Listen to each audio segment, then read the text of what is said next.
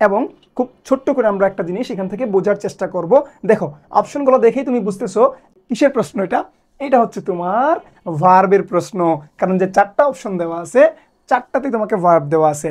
আর আমি রায়হান ভাই সবসময় একটা কথা বলে, সেটা হচ্ছে ভার্ব মানে হচ্ছে টেন্স। কি রে পোলাপান, ভার্ব মানে হচ্ছে টেন্স। ভার্বের প্রশ্ন মানেই সেটা টেন্সের প্রশ্ন, ঠিক আছে? তাহলে আমাদের এখানে টেন্সের একটা বিষয় আমাদের মাথায় কিন্তু ক্যাচ করাইতে হবে। তাহলে আমরা একটু দেখি তো, we often dash victim of circumstance.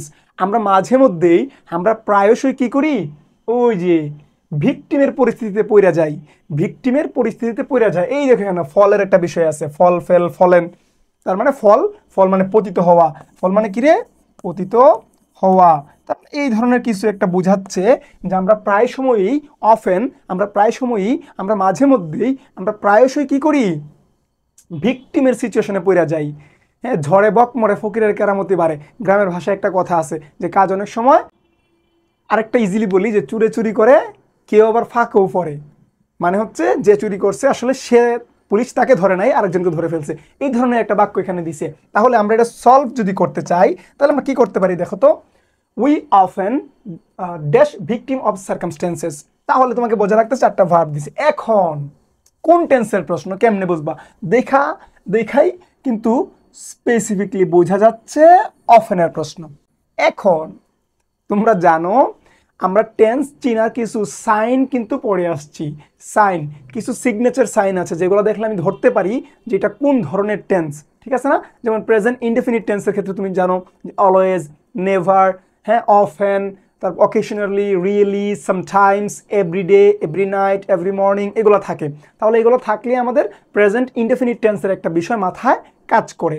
যে পাস্ট ইনডেফিনিট টেন্সের ক্ষেত্রে আমরা কি বসাই, যে last day, last night, previous day, previous night, yesterday, এই ধরনের বিষয়গুলো থাকে। আবার ফিউচারে টুমোরো, এই ধরনের বিষয়গুলো থাকে, ঠিক আছে না? সো এটা কিন্তু অফেন থাকলে কিন্তু 1 নাম্বার টেন্সের প্রশ্ন। শোনারা, 1 নাম্বার টেন্স মানে প্রেজেন্ট ইনডেফিনিট টেন্সের প্রশ্ন।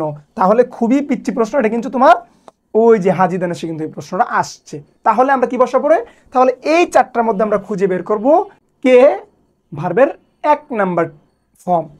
এখন এই পোলাপান পেজ লাগাই না, দেখো 1 নাম্বার টেন্স মানে কি, সাবজেক্ট প্লাস ভার্ব, এর সাথে এস অথবা ইএস প্লাস টিং টিং, এটাই তো স্ট্রাকচার। এটা স্ট্রাকচার না? তাহলে আমরা ভার্বটা বসাবো।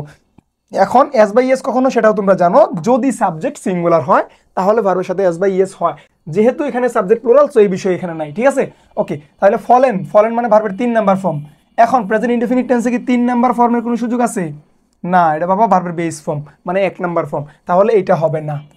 ফেল্ট, এটা কিছুই না রে বাবা, এটা পৃথিবীতে কিছুই না, এটা অন্য জায়গাতে আসছে। ফিল, ফেল্ট, ফেল্ট, এটা কি ফিল থেকে আসছে, এটা এর সাথে মিলবেই না। তোমার কনফিউশন, মানে কনফিউজ করার জন্য এটা দিছে আর কি। 3 নাম্বারটা হচ্ছে ফল, ডিড ফলের সুযোগ নাই, এটা পাস্ট, তার মানে আমাদের তো নাই। তাহলে প্রেজেন্ট ইনডেফিনিট টেন্সের একমাত্র এটাই আছে। তাহলে আমাদের বাক্যটা কি হইলো, we often fall victim of circumstance. আমরা মাঝে মধ্যেই, আমরা প্রায়শই কি করি, চিপায় পইরা যাই, পরিস্থিতির শিকার হই। আশা করি এটা বুঝতে পারছো। সকলে ভালো থাকো, সুস্থ থাকো, আল্লাহ হাফেজ।